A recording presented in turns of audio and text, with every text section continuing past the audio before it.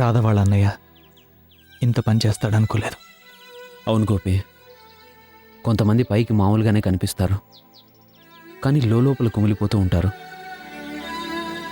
తనతో పాటు రక్తం పంచుకు పుట్టిన రాధ ఇంక లేదనే నిజాన్ని సత్యం తట్టుకోలేక ఇంత అఘాయిత్యానికి పూనుకున్నాడు. అవును, మరి అన్ని సంబంధాల కన్నా రక్త సంబంధమే గట్టిది. అర్ధంతరంగా రాధ జీవితం ముగిసిపోయిందని మనం బాధపడ్డాం అంతే, కానీ సత్యం తొందరపడ్డాడు గోపి. చెల్లెల మీద అమితమైన ప్రేమ ఉండొచ్చు, అభిమానం ఉండొచ్చు, తను దూరమైందనే బాధతో కుమిలిపోవచ్చు, కానీ తన తొందరపాటు వల్ల ఏం సాధించాడు? కట్టుకున్న భార్యని దిక్కులేందని చేశాడు. పుట్టబోయే బిడ్డకి నానా నోరారా పిలిచి అదృష్టం లేకుండా చేశాడు. చనిపోయే ముందు సత్యం రాసిన ఉత్తరాన్ని నువ్వు కూడా చదివావు కదన్నయ్య. తన ఆత్మహత్య చేసుకోవడానికి రాధ మరణం ఒక్కటే కారణం కాదు. అర్థం చేసుకోకుండా సాధించే భార్య సత్యం విసిగిపోవడానికి, జీవితం మీద విరక్తి చెందడానికి ఇంకో కారణం. అవును గోపి, విసిగి వేసారిపోయి భరించలేని బాధతో గుండె పగిలిపోతే ఇలా అర్థాంతరంగా ఈ జన్మ గుడ్ బై చెప్తారు. ఇలాంటి వాళ్ళని మర్చిపోలేం, జాలిపడ్డం తప్ప ఏం చేయలేం.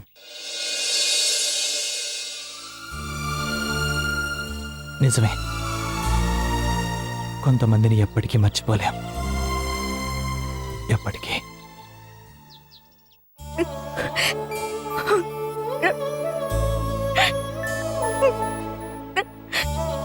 సంధ్య, ఎందుకు ఎందుకు ఇలా చేశారు? మీకెవరిని అయితే నేనే కావాలి. డ్రింక్ చేసి డ్రైవ్ చేసే ముందు కనీసం నేను మీకు గుర్తు రాలేదా? సారీరా, బిజినెస్ గొడవలతో ఆ టెన్షన్లో. టెన్షన్? మీకు ఇలా జరిగిందని నేనెంత టెన్షన్ పడ్డానో తెలుసా? నా అదృష్టం బాగుంది కాబట్టి సరిపోయింది, లేకపోతే. సంధ్య, సారీ చెప్పానుగా. చేసిందంతా చేసి ఒక సారీ చెప్తే సరిపోతుందా? కొంచెమైనా ఆలోచన ఉండదా?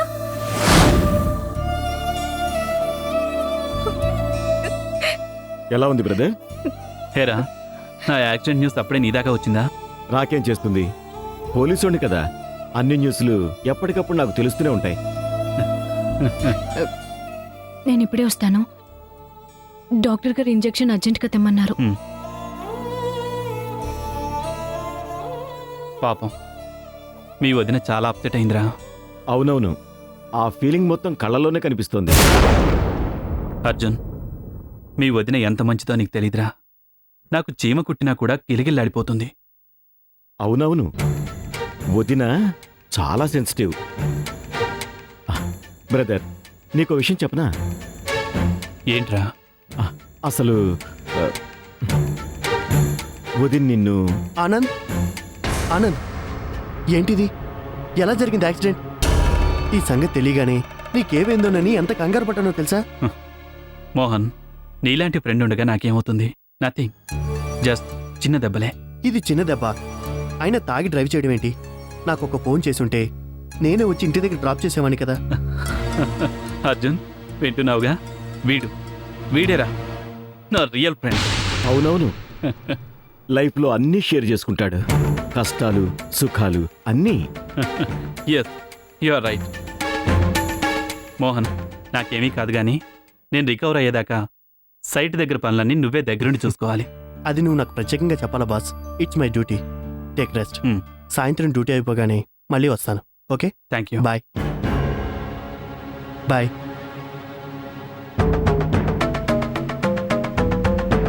బ్రదర్, 1 minute, ఇప్పుడే వస్తాను. ఓకే. హలో మోహన్, మీకు మా బ్రదర్ అంటే చాలా ఎఫెక్షన్ అనుకుంటాను. Yes, he's my friend. అవునవును, ఫ్రెండ్ అయితేనే బాగా నమ్మించచ్చు. వాట్? అదే, బాగా నమ్మకం పెట్టుకోవచ్చు అంటున్నాను. ఓస్, అంతే కదా. మరైతే మీ ఫ్రెండ్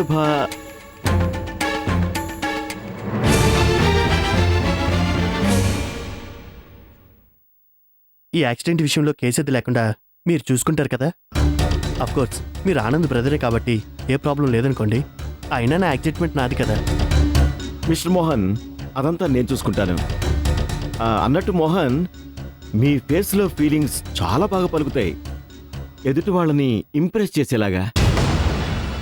ఫీలింగ్స్ మనసులో ఉంటేనే ఫేస్లో కనిపిస్తాయి. ఉంటాను.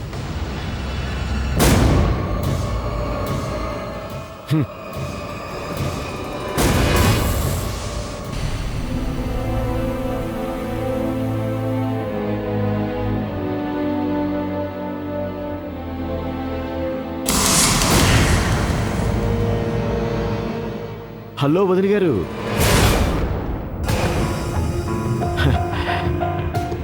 మోహన్ మాత్రమే అనుకున్నాను. మీరు కూడా చాలా బాగా నటించగలరు.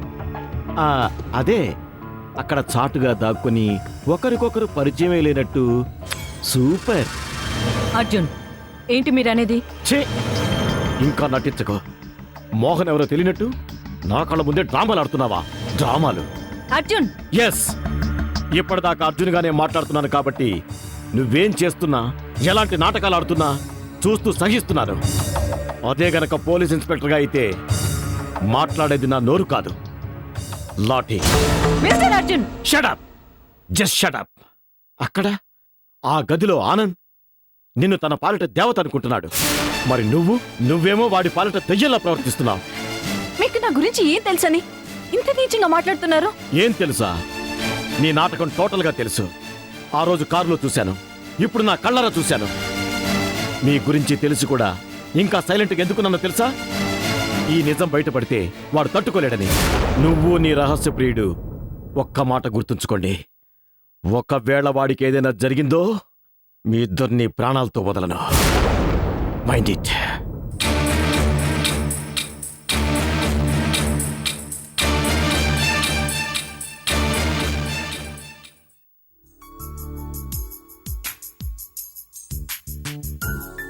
అబ్బా చాలా బాగుంది. ఓహో ఇలా వంటి వాళ్ళు అదరగొట్టేశావు. ఇదిగో సాంబార్ అయితే గుమగుమలాడిపోతుంది అనుకో. అబ్బబ్బబ్బబ్బా, ఏం రుచి, ఏం రుచి. ముఖ్యంగా ఈ గుత్తి వంకాయ కూర, ఇంతవరకు ఇలాంటి రుచి చూడలేదనుకో. ఇవన్నీ నేను వండలేదా గారు? నువ్వు వండలేదా? మరి ఎవరు వండారు? రమ్య. ఇవన్నీ ఇంత రుచిగా చేసింది రమ్య. అవునయ్య గారు, ఇవాళ వంట అంతా రమ్యమ్మ గారే చేశారు. నన్ను వంటింటి ఛాయలకు కూడా రానివ్వలేదు. షూ! ఏమిటి రమ్య, ఇంత బాగా వంట చేసి లేలని చెప్పొద్దంటావే? ఇంట్లో ఖాళీగా కూర్చోవడం ఎందుకని ఏదో నాకు తోచినట్టు. నీకు తోచినట్టు చేస్తేనే వంట ఇంత బ్రహ్మాండంగా ఉంటే ఇక మనసు పెట్టి చేసావనుకో, వాళ్ళెవరు మన నలుడు భీముడు కూడా బాలాదూరే. రమ్య, నువ్వు వచ్చినప్పటి నుంచి చూస్తున్నాను, ఎప్పుడు చూసినా తల దించుకునే ఉంటావు. తప్పు చేసిన వాళ్లే తల దించుకోవాలి, ఏ తప్పు చేయని వాళ్ళు తల ఎత్తుకు తిరగాలి. అది అలా. అవును, నీకెవరూ లేరన్నావు సరే, మరి నీ చదువు సంగతి ఏమిటి? ఎంతవరకు చదువుకున్నావు? 7వ తరగతితో ఆపేశాను. ఈ మధ్య 10th కడదామని. గుడ్. చూడు రమ్య, చదువుకి సంపాదనకి వయసుతో నిమిత్తం లేదు. 60లో డిగ్రీలు పాస్ అయిన వాళ్ళు ఉన్నారు, 80లో ఇంకా కోట్లు సంపాదిస్తున్న వాళ్ళు ఉన్నారు. నీకు చదువుకోవాలనుందా? ఉంది. Very good. అయితే నీకు చదువు చెప్పడానికి రేపే ఓ టీచర్ అరేంజ్ చేస్తాను. లూసీ అని ఒక టీచర్ ఉంది. మాట కొంచెం తేడాగా ఉన్నా మనిషి మాత్రం చాలా మంచిది. సరేనా? అంకుల్, చూడు రమ్య, జీవితంలో పైకొచ్చిన వాళ్ళకంటే కిందపడి పైకి లేచిన వాళ్ళనే నేను ఎక్కువగా అభిమానిస్తాను. ఎందుకో తెలుసా? కింద నుంచి వచ్చిన వాడికి బాధ తెలుస్తుంది, లోతు తెలుస్తుంది. కింద నుంచి వచ్చిన వాడికి బాధ తెలుస్తుంది, లోతు తెలుస్తుంది. రమ్య, అన్నం తింటూ చెప్తున్నాను, నువ్వు చదువుకోవటమే కాదు, గొప్పదాని అవుతావు. నేను ఊహించినంత ఎత్తుకెదుగుతావు. అంకుల్, మీ మేలు. ఇదిగో, అంకుల్ అన్న తర్వాత ఈ మేళ్లు గీళ్లు థ్యాంక్స్లు సారీలు ఇవన్నీ బంద్. ఏంటి?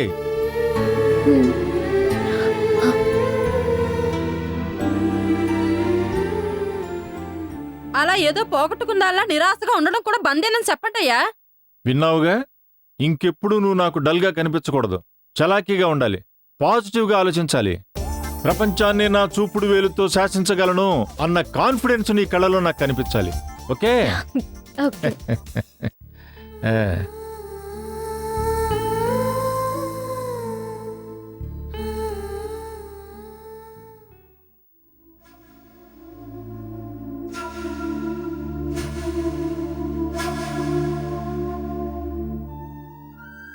ఆ, బాగా నొప్పిగా ఉందా? బాగా కాదు, లైట్గా. లైట్గా. పిచ్చి సంధ్య, ఏంటిది? అయినా నాకిప్పుడు ఏమైందని?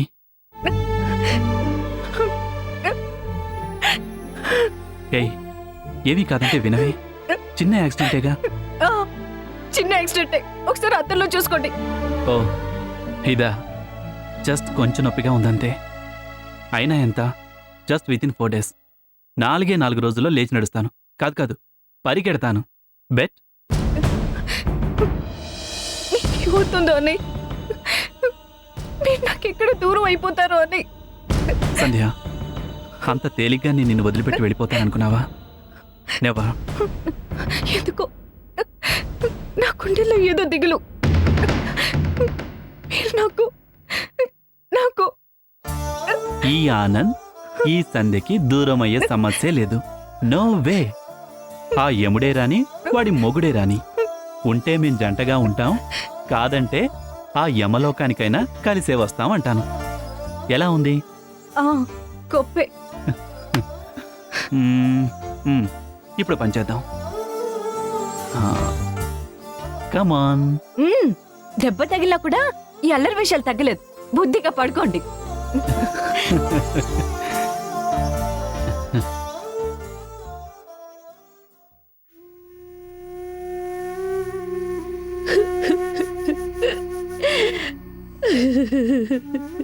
ఊరుకో మహాలక్ష్మి, బాధపడితే తిరిగొస్తాడా చెప్పు.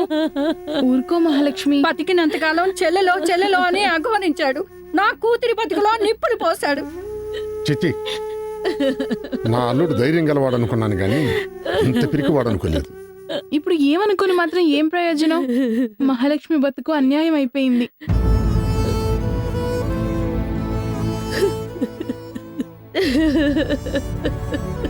నా కూతురి బతుకుని ఇలా బుగ్గి చేసి తను మాత్రం ఏం సాధించాడు? సచ్చి ఏ లోకంలో ఉన్నా వాడి ఆత్మ మాత్రం శాంతించదు. అమ్మా వద్దు. నీకు మీ ఆయన మీద ఉన్న ప్రేమలో ఆవగింజంతైనా తనకి నీ మీద ఉంటే ఇంత అఘాయిత్యం చేసేవాడు కాదు. ఏం చేస్తామే, అంతా మన కర్మ. ఇంకా ఇక్కడెందుకు? ఆ సవాలు సర్దు, దాన్ని తీసుకుని మన ఊరు వెళ్ళిపోతాం. ఇక దాని పురుడు అక్కడే, దాని బతుకు అక్కడే.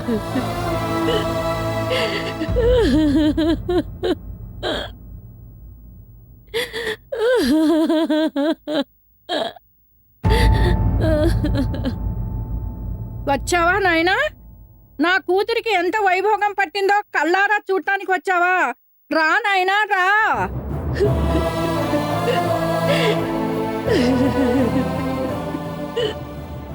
ఆ రోజు నా కూతురు ఆ రాధని ఒక్క మాట అన్నందుకే ఇంటి మీదకి తల్ల ఎత్తలా వచ్చావు. మరి ఇప్పుడు ఆ రాధ కోసమే నా అల్లుడు నా కూతుర్ని అన్యాయం చేసిపోయాడు, అర్ధాంతరంగా ముంచేసిపోయాడు. చెప్పు, ఇప్పుడు మేమేం చెయ్యాలి?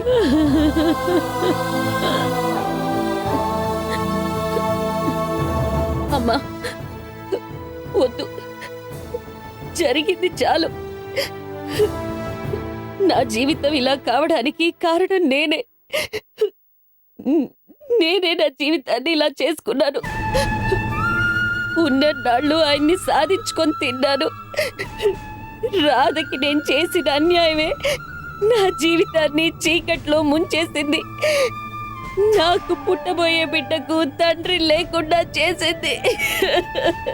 బాగుంది సంబడం. అంతా అయ్యాక గంట కడియాలు అన్నట్టు ఇప్పుడు ఏడ్చి మాత్రం ఏ లాభం? మహాలక్ష్మి గారు, సత్యం ఇంత తొందరపడతాడు అనుకోలేదు. ఎవరెంత సానుభూతి చూపిస్తే మాత్రం ఒరిగిందేముందిలే. ఇక బతికున్నంత కాలం రోజు అది ఏడవక తప్పదు, దాని ఏడుపు ముఖం చూసి మేమేడవక తప్పదు. ఏం చేస్తాం? ఇదిగో గోపి, కాస్త తెలిసిన వాళ్ళందరికీ చెప్పు, పెద్ద కర్మను మా ఊర్లోనే జరిపిస్తామని. పిల్లాడు పోయినా పురిటి కంపు పోలేదు అన్నట్టు అల్లుడు చచ్చి మమ్మల్ని ఉద్ధరించింది ఏంటయ్యా అంటే పుట్టెడు దుఃఖం కంపెడు ఖర్చు. ఏం చేస్తాం? కర్మ కర్మ.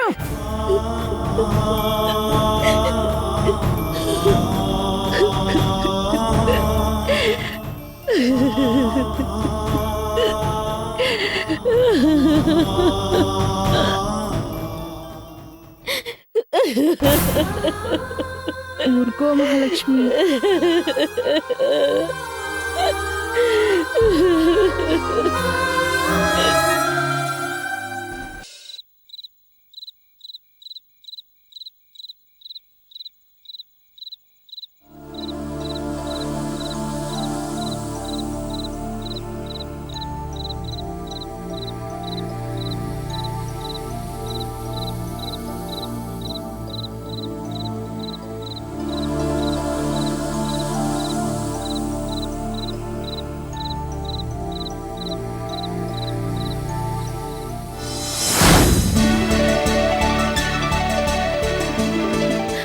టెడ్డీ, ఏంటా పరుగు? ఏంటి, నేను నిన్ను పట్టుకోలేనా? ఉంటూ నీ పని చెప్తాను. టెడ్డీ ఆగు, టెడ్డీ ఆగువే. టెడ్డీ ఆగు, ఆగమ్మా. ఏ టెడ్డీ, నిన్నే ఆగువే. టెడ్డీ, నీకే చెప్తున్నాను, ఆగు. నిన్ను. ఏ టెడ్డీ ఆగువే, ఆగువే. టెడ్డీ పట్టేసుకున్నాను.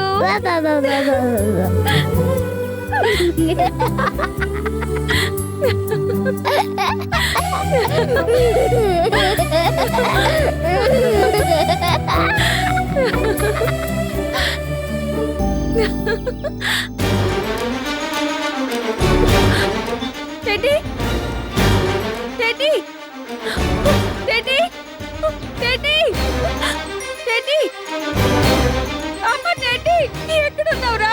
టెడ్డీ, టెడ్డీ, టెడ్డీ, టెడ్డీ, ఎక్కడున్నావమ్మా? టెడ్డీ,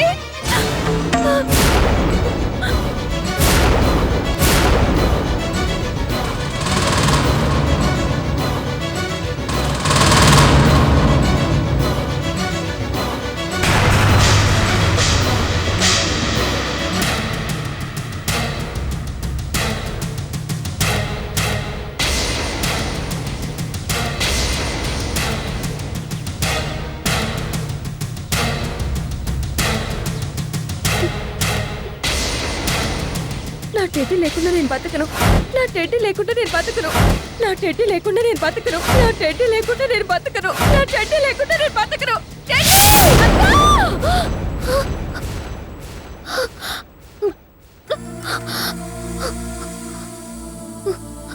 ఏమైందమ్మా? ఏదైనా పీడకలు వచ్చిందా?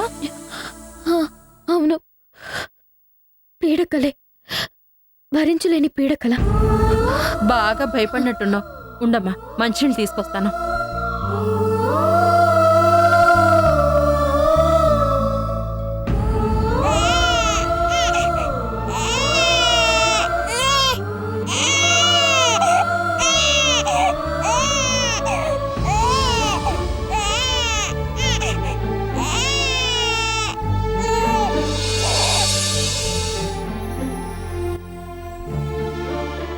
నీ టెడ్డీ ఎక్కడికి పోలేదక్కా, నా దగ్గరే ఉంది, నా పొత్తిళ్లలో ఉంది.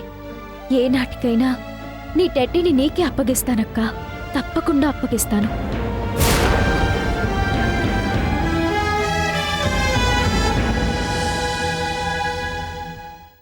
మా దగ్గర పనిచేసే వాళ్ళు ఎవరైనా నా ఆస్తికి కాపలాగా ఉండేవాళ్లే. గేటు ముందు పడుండే గూర్ఖా ఆ ఇంటి మీద తనకేదో హక్కు ఉందనుకోవడం చాలా తప్పు. Mind it.